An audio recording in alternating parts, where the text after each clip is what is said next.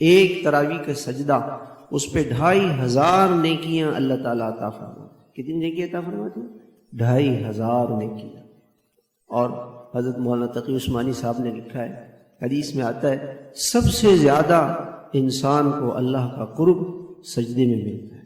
سجدے لمبے کریں، جب سجدے میں سر رکھے نا اس وقت محسوس کریں، حدیث میں آتا ہے نمازی کا سجدہ ایسا ہے کہ وہ اللہ کے قدموں میں سجدہ کر رہا ہے، ہائے ہائے، اللہ کے قدموں میں سجدہ کر رہا ہے، اللہ اس سے خوش ہو۔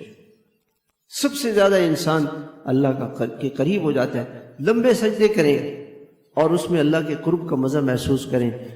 تراویح میں کتنے سجدے ہوتے ہیں؟ 40 سجدے ہوتے ہیں۔ 40 مرتبہ انسان کو اللہ کا قرب مل جاتا ہے۔ کتنی مرتبہ اللہ کا قرب ملتا ہے؟ 40 مرتبہ اللہ کا قرب ملتا ہے۔ اور شیطان نے ان تراویح سے محروم کر دیا۔ رات کا کھانا اتنا کھائیں گے، افطاری اتنی کریں گے کہ اس کی وجہ سے تراویح پڑھنی مشکل، کہ امام صاحب جو ہے وہ تیز تیز تراویح پڑھائے، جلدی جلدی پڑھائے، اور اگر 5-10 منٹ زیادہ ہو جائے تو کہتے ہیں آپ نے جی ہمارا وقت زیادہ لے لیا۔ دیکھیں گے ایسے امام صاحب کے پیچھے تراویح پڑھیں گے، بس جو یعلمون تعلمون سمجھ میں آئے، اور نہ رکوع نہ سجدہ، اور بس آدھے گھنٹے میں تراویح ختم۔ اللہ کی عطا کو دیکھیں اور ہماری ناقدری کو دیکھیں، پھر ہم کہتے ہیں جی حالات خراب ہیں۔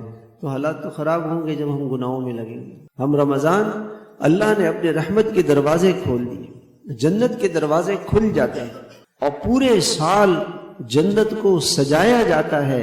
رمضان المبارک کے لیے سجایا جاتا ہے، اللہ جنت کو سجا رہے ہیں پورے سال، اس کے ڈیکوریشن میں، اس کے جنت کے میک اپ میں اللہ تعالیٰ لگے ہوئے ہیں۔